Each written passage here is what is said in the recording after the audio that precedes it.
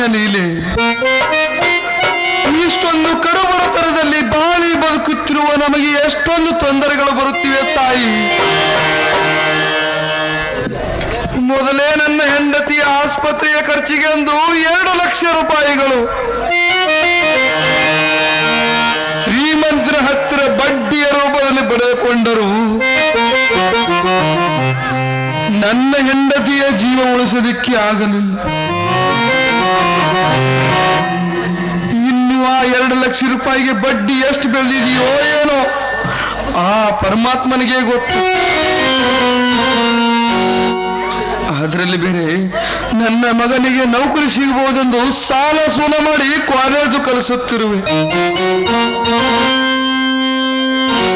ಇನ್ನು ಹೊಲದಲ್ಲಿ ಏನಾದರೂ ಆ ಭಗವಂತ ಕೈ ಹಿಡಿಬಹುದೆಂದು ಕಾಳು ಗೊಬ್ಬರ ತಂದು ಹಾಕಿದರು, ಅದು ಕೂಡ ಮಳೆಯಾಗದೆ ನಮ್ಮ ಕೈಗೆ ಸಿಗದಂತಾಗಿದೆ ತಾಯಿ ಪಾರ್ವತಿ. ಇನ್ನು ನನಗೆ ಏನು ಮಾಡಬೇಕೆಂಬುದು ತಿಳಿಯದಾಗಿದೆ ತಾಯಿ, ನನಗೆ ತಿಳಿಯದಾಗಿದೆ.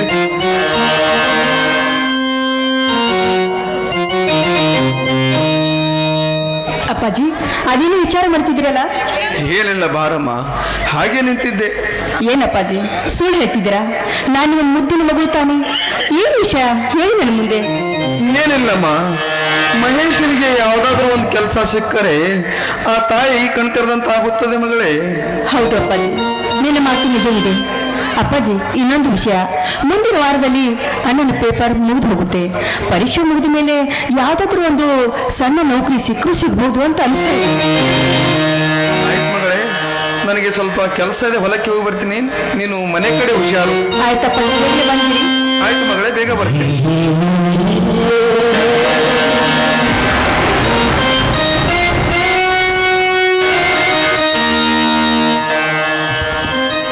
ತಂಗಿ, ತಂಗಿ ಸರಸ್ವತಿ, ಅಣ್ಣ ಈಗ ಬಂದಿಯಾ? ಚೆನ್ನಾಗಿದ್ಯಾ ತಾನೆ? ತಂಗಿ ಹೇಗಿದ್ಯಮ್ಮ? ನಾನ್ ಚೆನ್ನಾಗಿದ್ದೀನಿ, ನೀನ್ ಹೇಗಿದ್ದೀಯ ಅಣ್ಣ? ನಾನ್ ಚೆನ್ನಾಗಿದ್ದೀನಿ ತಂಗಿ. ಹೌದು, ಅಪ್ಪಾಜಿನ ಕಾಣ್ತಾ ಇಲ್ಲಲ್ಲಮ್ಮ? ಅಪ್ಪಾಜಿ ಹೊಲದ ಕಡೆ ಹೋಗಿ ಬರ್ತೀನಿ ಅಂತ ಹೋಗಿದ್ದಾರೆ. ಅದು ಅಲ್ಲದೆ ನಿನ್ನನ್ನೇ ನೆನೆಸ್ತಾ ಇದ್ರು. ಯಾಕಮ್ಮ?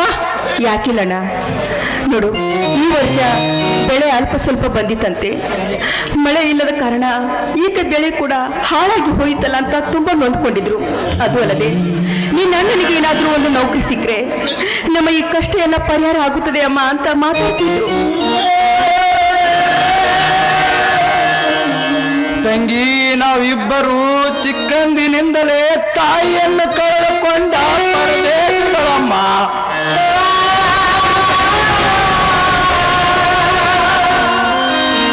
ಅಪ್ಪಾಜಿ ನಮ್ಮಿಬ್ಬರನ್ನು ಎಷ್ಟೇ ಕಷ್ಟ ಬಂದರೂ ಜೋಪಾನ ಮಾಡಿದ್ದಾರೆ. ಇನ್ನು ಮುಂದೆ ಅವರು ಹೊಲಕ್ಕೆ ಹೋಗದಿದ್ದರೂ ಚಿಂತೆ ಇಲ್ಲ, ಮನೆಯಲ್ಲೇ ಆರಾಮವಾಗಿರಲಿ. ಎಷ್ಟೇ ಕಷ್ಟ ಬಂದರೂ ನಾನು ಕೂಡ ಎಲ್ಲಾದರೂ ಕೆಲಸ ಹುಡುಕಿಕೊಂಡು ಬರುತ್ತೇನೆ. ಹೊಲಕ್ಕೆ ಆಳು ಹಚ್ಚಿ ಮಾಡಿಸಿದರಾಯಿತು. ಅಣ್ಣ, ತಾಯಿ ಇಲ್ಲದ ನನ್ನನ್ನು ತಾಯಿಯ ಪ್ರೀತಿಯನ್ನು ನೀಡಿದೆಯಣ್ಣ ನೀನು. ನಿನ್ನಂತ ಅಣ್ಣನನ್ನು ನಾನು ಪಡೆದಿದ್ದೀನಲ್ಲ, ನನ್ನ ಜನ್ಮವೇ ಸಾರ್ಥಕ ಅಣ್ಣ.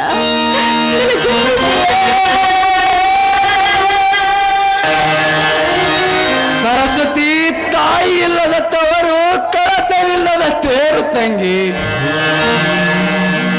ತಂಗಿ, ತಾಯಿಯ ಸ್ಥಾನವನ್ನು ತುಂಬಲು ಬೇರೆ ಯಾರಿಂದಲೂ ಸಾಧ್ಯವಿಲ್ಲಮ್ಮ. ಹೆತ್ತ ತಾಯಿ ಮಡಿಲು ಸ್ವರ್ಗಕ್ಕಿಂತ ಮಿಗಿಲು ತಂಗಿ. ತಂಗಿ, ಅದಕ್ಕೆ ಹೇಳೋದು ಭೂಮಿ ತಾಯಿಗಿಂತ ಹಡದ ತಾಯಿಯೇ ದೊಡ್ಡವರು ಎಂದು. ಹೌದಣ್ಣ, ತಾಯಿ ಇಲ್ಲದ ತವರು ಕಳಸವಿಲ್ಲದ ಈ ಮಾತು ನಿಜವಿದೆ ಅಣ್ಣ.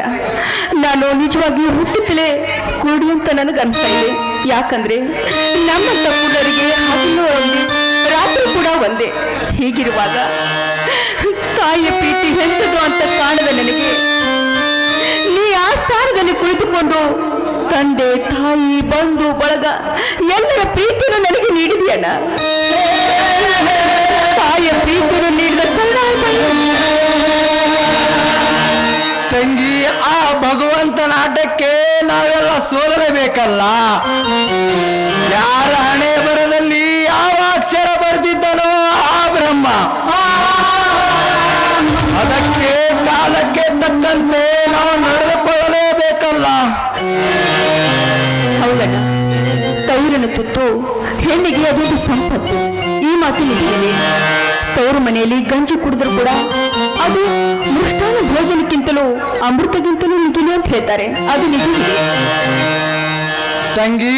ನಾನು ಕೂಡ ಚಿಕ್ಕ ವಯಸ್ಸಿನಲ್ಲಿ ತಾಯಿಯನ್ನು ಕಳೆದುಕೊಂಡು ದಿಕ್ಕ ತೋಚದೆ ಹುಚ್ಚನಾಗೆ ಬಿಟ್ಟಿದ್ದೆ ಅಮ್ಮ.